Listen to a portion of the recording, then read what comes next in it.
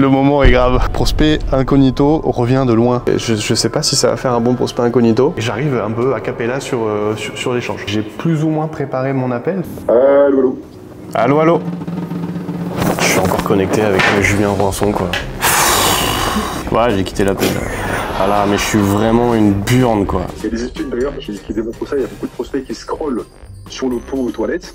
Ne peut pas effectuer un achat. Pourquoi c'est une problématique d'acquisition ou plutôt? C'est des bonnes questions là qu'il pose. Hein. Pour lesquelles ça aurait pu. Bonjour tout le monde, j'espère que vous allez bien. Le moment est grave. Prospect incognito revient de loin. Vous avez été nombreux et nombreuses à me faire des retours là-dessus. Je vous remercie. Erwan, qui est derrière la caméra, m'a dit hier que jusque dans le désert, on parlait de prospect incognito. C'est quoi, c'était à Marrakech En fait, j'étais à un événement d'entrepreneurs et on avait notre première rencontre à Marrakech. Les échanges normaux, quoi. Qu'est-ce que tu fais dans la vie et puis qui sont tes clients, etc. Et puis ton nom est sorti du coup. Et on me dit mais attends, mais prospect incognito. Et là, je vais pas te mentir, j'ai eu un petit frisson, je me suis dit, ah ouais, carrément. Format apprécié pour le coup. Format apprécié et merci beaucoup pour tous vos retours. Maintenant, on revient de loin. Je vous cache pas qu'on a fait juste 3 prospects incognito. On a dû quasiment se prendre un budget avocat parce que sachez que ça met en difficulté apparemment les personnes. En tout cas, ça les dérange. Encore une fois, le but de prospect incognito, c'est partager de la valeur sur les appels de vente. Ce n'est pas de descendre les business, ce n'est pas de descendre les closers. On ne divulgue pas le prix qui nous est donné sur les appels. On coupe une partie des pitchs pour que justement qu'il y ait cette partie-là qui ne soit pas révélée. Pour les prochains, sachez que c'est toujours en bienveillance que ces prospects incognito sont faits. Donc sachez que si ce format vous plaît, j'ai besoin de vous également et que vous mettiez un maximum de j'aime sur les vidéos, de commentaires positifs. Ça permet de soutenir le format et justement d'appuyer derrière que c'est un bon format et qu'on a envie de le garder. Le parcours il est assez simple, j'ai revu une publicité en ligne, j'ai laissé mes informations et j'ai pris directement un appel. Donc en gros mon parcours d'achat à moi en tant que prospect, il a duré quasiment peut-être 15 minutes. Ce qui a été intéressant, pour que vous le sachiez, c'est que j'ai reçu plusieurs mails, mais c'était quelques mails pour m'apporter de la valeur, d'accord? Donc j'en ai regardé aucun et j'arrive un peu a cappella sur l'échange. Donc ce qu'on va regarder ensemble, c'est que déjà les points qui sont les plus importants sont checkés lors de l'appel. Donc on va aller voir si bien évidemment le budget va être travaillé. Sur la partie décisionnaire, il faudra faire attention puisque du coup j'ai un associé avec moi qui va prendre la décision, donc ça je ne lui dirai pas. On va voir si il a réussi à le découvrir. On va voir les impacts qu'il va réussir à trouver, donc les impacts négatifs de ma situation actuelle et les impacts positifs que ça pourrait avoir pour moi de prendre sa solution.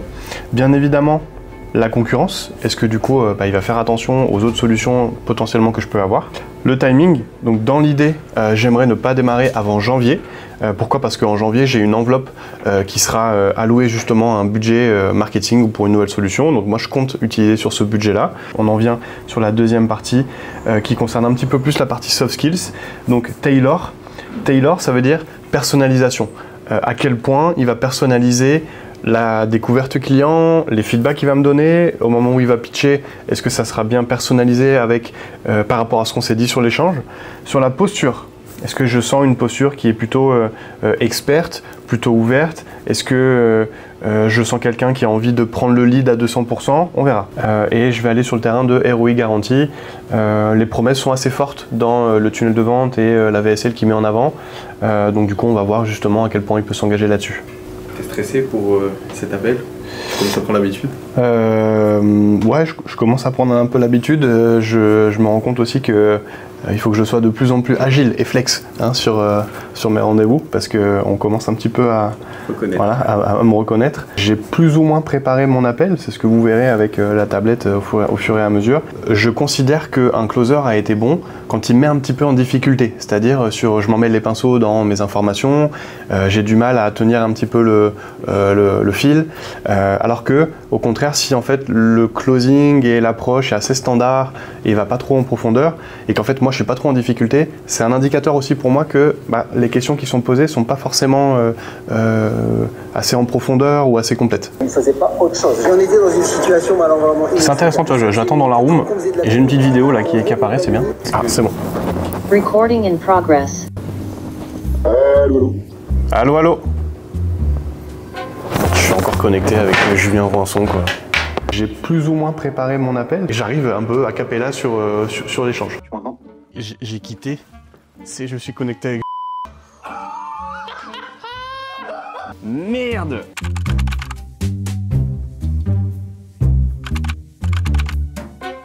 Le call qu'on va avoir, c'est cette fois-ci sur du B2B. Par expérience, ce qui se passe, c'est qu'on a une découverte qui reste un peu en surface. Je suis pressé de voir cet appel-là et de voir ce que ça va donner. Fais attention à te connecter avec Julien cette fois. Hop, hop, Ah oui. je me suis connecté avec Julien. Ah, à chaque fois, putain. Comment ça, invitation refusée par les autres? Aïe. Ah.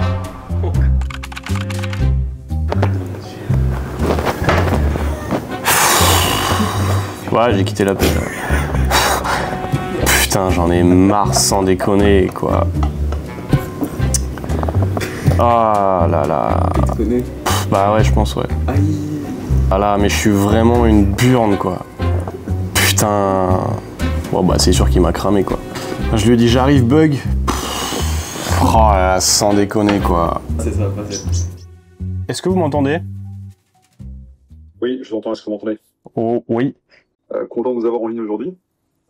Ouais, donc l'idée c'est qu'on passe un petit 30-45 minutes ensemble, que je puisse effectivement donc explorer un peu votre business, voir un peu qui vous êtes, ce que vous faites, vos objectifs, et voir si on peut potentiellement donc vous aider. Je vous montrerai également ce qu'on fait et les solutions donc d'acquisition qu'on a. Petite question, qu'est-ce qui a fait que vous avez un appel avec nous? En toute transparence, c'est pas la première fois que je vous vois. On peut se tutoyer d'ailleurs ou? Ouais, bien sûr, avec grand plaisir. Ouais. Ok. Donc c'est pas la première fois que je vois passer tes publicités sur. Alors moi c'est plutôt sur Facebook que je les vois passer, de temps en temps aussi sur Instagram. J'ai beaucoup aimé le dynamisme et l'énergie qui se dégageait là-dessus.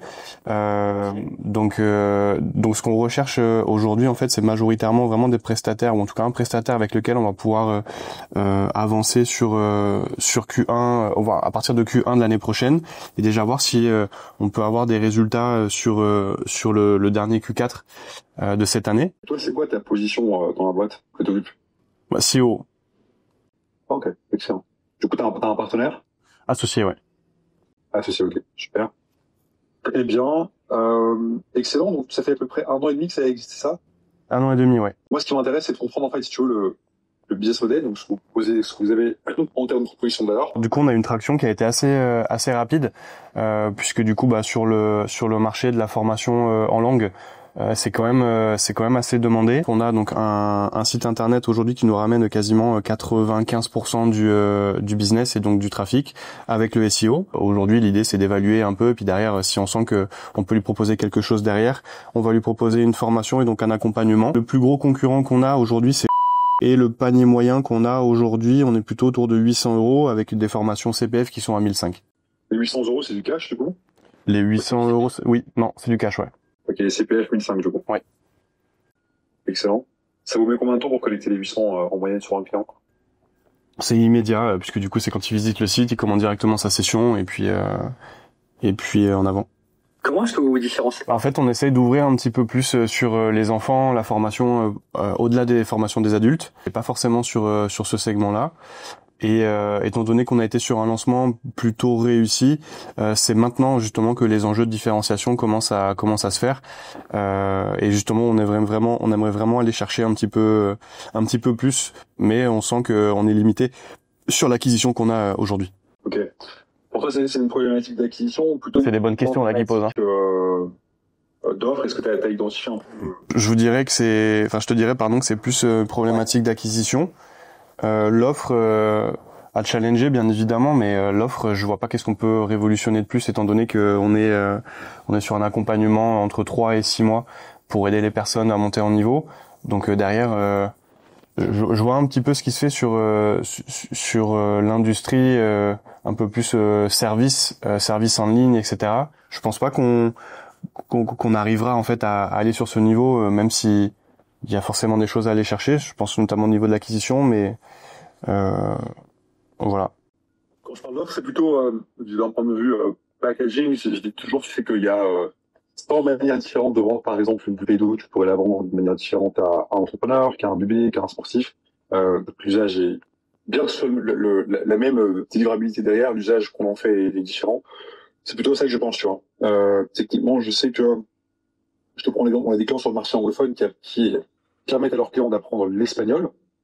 Le fait de prendre des cours d'espagnol, c'est perçu comme étant une commodité. Donc, les gens vont littéralement sur des plateformes comme italki ou bien comme, je sais plus comment ça s'appelle, mais c'est, tu sais, les sites web où tu peux prendre des professeurs à l'heure. Par contre, dès le moment où, en fait, on rajoute le packaging en mode, en fait, apprends cette compétence pour pouvoir développer tes opportunités de carrière et faire X, Y, Z, par exemple, et qu'on cible par métier. En fait, on vend la même chose, mais le packaging est différent, donc du coup, on vend plus cher. Ouais, je comprends. Ouais, je comprends. C'est plutôt à ça que je pense, en fait, quand je parle d'offre. Et donc, du coup, ma question, c'est, en fait, offre, positionnement, on va appeler ça comme ça. C'est aujourd'hui, donc, d'un point de vue positionnement, est-ce que vous êtes plus sur du mass market ou est-ce que vous avez essayé de vous nicher un peu pour essayer de taper des segments différents? Non, je pense vraiment qu'on est on est encore sur du mass market, quoi. Qu'est-ce que vous avez fait au lancement pour que ça fonctionne bien? Réseau local d'abord, on a commencé donc sur Paris. De là, on a commencé à mettre en place le site internet. On s'est bien positionné sur le SEO. Et ensuite, le site a assez rapidement décollé.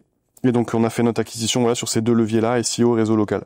On a essayé une fois de passer par une personne qui s'occupe justement de la gestion publicitaire. Ça n'a pas été concluant. On a essayé 2 mois. On a investi 6 000 euros sur ces 2 mois-là. Enfin, on n'a même pas rentabilisé notre investissement. Et puis c'était compliqué quoi. Ok. Moi, je vois un point important. Alors nous, on fait principalement de l'acquisition publicitaire, que ce soit sur Meta ou bien sur Google, YouTube, ou peu importe. On fait de l'acquisition publicitaire, ça nécessite donc un budget publicitaire et donc on aime bien avoir une notion de rentabilité directe. Donc que au minimum, tes dépenses publicitaires soient couvertes par un premier achat et après avec la LTV, et bien voilà, avec les moyens que tu montes, tu peux tout simplement donc faire plus par client. Et un point qui serait intéressant, c'est de comprendre pourquoi ça n'a pas fonctionné. Vous avez investi 6 000 euros, vous n'avez pas récupéré d'argent, selon toi, c'est quoi qui a bloqué? Parce que qu'est-ce qu'il a fait exactement, le prestataire? Il a mis des publicités en place sur Facebook, c'est ça? Alors, il nous a dit qu'il allait s'occuper de tout de A à Z. Ne serait-ce que sur la relation, on sentait vraiment que c'était quelqu'un qui était extérieur à nous. Il nous a posé très peu de questions sur notre modèle. En nous disant qu'il avait déjà travaillé avec quelques organismes un peu comme le nôtre. Déjà, on a eu une opacité en fait sur ce qu'il mettait en place qui était quand même assez marqué. Et ensuite, en fait sur le chiffre d'affaires et donc le ROI, ce qu'il nous disait c'était que les campagnes étaient en test, il fallait monter le budget. Donc nous, on avait l'impression qu'il fallait tout le temps monter le budget et que derrière en fait on voyait pas les retours. Donc du coup, lui, il renvoyait vers le site web que vous avez actuellement. C'est ça, Oui, on avait que ça, oui. Pour moi, c'est une des raisons pour lesquelles ça aurait pu. Il y a des études d'ailleurs qui démontrent ça. Il y a beaucoup de prospects qui scrollent sur le pot aux toilettes. Tu vas pas effectuer un achat, vous mettez ACB sur le pot aux toilettes. Donc du coup, eh bien en fait techniquement, ce qu'on a intérêt à faire en tant que marketeur ou en tant qu'entreprise, c'est faire en sorte qu'on ait le moins de friction possible, capter de la data. C'est-à-dire en fait pour moi, on peut changer, il faut créer une landing page séparée. Elle peut être intégrée sur le site web, mais en fait il faut une page séparée qui va accueillir ces gens-là. Et avoir une sorte d'idée principale derrière la campagne, si tu veux. Tu vois? Ok. Toujours se poser la question de, ok, pourquoi est-ce que le prospect aurait intérêt à cliquer sur la pub là, maintenant, tout de suite? Et une fois qu'il est sur la page web, pourquoi est-ce qu'il aurait intérêt à me laisser ses coordonnées? Ensuite, qu'est-ce que je fais de ces coordonnées? En gros. Ok, je comprends. C'est vraiment ça. Tu vois? Et donc, c'est une approche un peu différente. Pour te donner moi, là, aujourd'hui, mon objectif, c'est juste de te donner quelques pistes d'exploration. Si on voit que ça fait sens, je t'enverrai des éléments, puis après on pourra se fixer un appel pour aller plus loin, pour voir si effectivement ce qu'on pourrait implémenter avec des recherches préalables. Mais partager mon écran, tu me dis si tu le vois. Imagine que tu es donc une publicité. C'est des choses qui sont complètement en dehors de notre scope. Donc forcément qu'on connaît pas. Donc je pense pas qu'on sera force de proposition, mais par contre on a un vrai besoin d'avoir derrière les explications de ce qui est mis en place et s'il n'y a pas de retour sur investissement, au moins de comprendre pourquoi. Le budget du coup à anticiper pour tout ça. Donc là j'ai compris qu'il y avait 2 budgets finalement. Ouais, alors ça je peux déjà te donner une fourchette de prix, mais honnêtement pour vous faire une proposition, il faut que je fasse quelques petites recherches, surtout sur ce qui se passe sur le marché et la manière dont on peut se différencier. Je pense que tu m'avais aussi dit que je vais un associé. Je pense que ce serait intéressant qu'il vienne avec sur le prochain appel qu'on se fait ensemble, pour qu'on puisse, qu'il puisse avoir tout le contexte et éventuellement qu'on prenne une décision ensemble. Qu'est-ce que t'en penses? Ouais, carrément, ouais. Est-ce que vous avez déjà travaillé avec des organismes de formation en langue comme nous? Oui, je vais t'envoyer un témoignage. D'accord. Pour que tu peux voir ce qu'on a fait. Écoute, je t'envoie un petit message et on essaie de se fixer un rendez-vous peut-être de la première semaine de septembre. Allez, ça va. Sur WhatsApp directement? Oui, super, parfait. Ouais, sur WhatsApp. Merci Allez. beaucoup. Bonne journée, merci. Merci.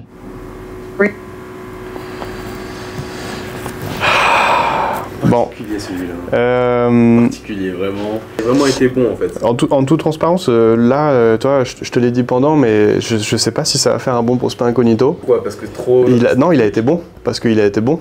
Toi, t'en as pensé quoi, toi? Moi, j'en ai pensé quoi? Bah, honnêtement, en fait, ok, c'est pas ce qu'on a l'habitude de voir en prospect incognito, mais là, tu réalises qu'il y a vraiment un gap de fou entre les nuls et les bons. Désolé, quoi. Là, du coup, c'est intéressant de ton point de vue à toi. C'est quoi la différence entre les causeurs un peu moins bons et ceux-là qui sont meilleurs? Ah, ça bégaye pas, il n'y a pas de, tu sais, de mots parasites du style ok, je vois. Il a pas hésité à te montrer son écran, il a commencé à rédiger des choses. En fait, tu vois, sur un des points qu'on met en avant sur la méthodologie qu'on donne de notre côté, on travaille beaucoup sur les soft skills, notamment le leadership de vente. La différence, tu vois, tu l'as dit, c'est en fait, au-delà de il bégaye pas, etc., c'est qu'en fait, en termes de posture, tu sens en fait que tu as affaire à un expert et que t'es pas là en fait à essayer de dérouler un appel de closing scolaire. Là en fait t'es sharp sur les points qui sont importants, problématiques pour ton prospect. Ça pose beaucoup de problèmes en fait dans les boîtes qu'on a l'habitude de voir passer de notre côté. Si tu ne vends pas toi et que t'es pas passé par le process, t'arrives pas à le transférer, à le modéliser. Tu vois, la semaine dernière j'étais en échange avec un coach, il me disait que là aujourd'hui ils font 40 000 € de chiffre d'affaires, tout seul, et il me dit mon script il close à 60% et j'ai 80% de taux de collecte. Le truc c'est qu'en fait il a voulu recruter 4 closers, les 4 closers ne sont jamais allés plus loin que l'onboarding, parce que les closers n'arrivaient pas à closer avec son script. La capacité que tu as à vendre toi c'est bien, mais la capacité que tu as à transférer ton savoir-faire, c'est ça en fait qui est plus important. C'est là où en fait nous, en tout cas sur la partie coaching ou head of sales, on est pertinent, parce qu'on aide en fait des personnes qui sont pas à l'aise avec ça, notamment sur le transfert de savoir-faire, à le dupliquer. Là en fait tu vois la différence entre, on a le CEO, le mec il sait de quoi il parle, la posture elle est bonne, l'énergie elle est bonne, il est même pas forcément dans un enjeu de il faut que je le close, il est vraiment dans un enjeu de est-ce que ce lead là il est qualifié, viens j'ai essayé de le comprendre. Prospect incognito pour toi tu l'as trouvé moins drôle, c'est vrai que moi aussi je l'ai trouvé moins drôle, mais pour le coup en fait, je pense que c'est parce qu'on n'a pas parlé d'argent en fait. Moi, à un moment, je voulais t'interrompre et te dire, bah, ça y est quoi, à un moment, dis-lui c'est combien ton truc. Mais même quand tu lui as dit, il a pas. Je sais pas si tu l'as déjà mis dans la vidéo, mais en gros, je me suis dit à plusieurs moments, je me suis dit, vas-y là, il faut que j'arrête. Ouais. Sur d'autres appels, déjà, on arrivait à mettre mute, tu vois. Peut-être ça, c'est un point qui est important. On arrivait à mettre mute et parler. T'es dégoûté de voir qu'il y a des bons closers. Je te cache pas. Bah, pour mon format, je me dis, bah mince, mais c'est bien. J'espère que cette vidéo vous a plu, ça a été un plaisir de refaire ce nouveau prospect incognito. Je suis très curieux de savoir qu'est-ce que vous avez pensé de cet appel et de ce prospect incognito là. Donc partagez un petit peu vos retours dans les commentaires. Donc mettez un j'aime si ce n'est pas encore déjà fait, abonnez-vous, il y a une vidéo par semaine qui est publiée sur la chaîne. Vous pouvez aussi m'envoyer sur Instagram vos idées d'entrepreneurs ou de personnes que vous avez envie que prospect incognito appelle. Donc vous allez sur mon Instagram directement, vous m'envoyez un DM avec comme titre prospect incognito et comme ça je pourrai plus rapidement lire vos messages. Je vous souhaite une bonne journée et puis je vous dis à très vite sur la chaîne.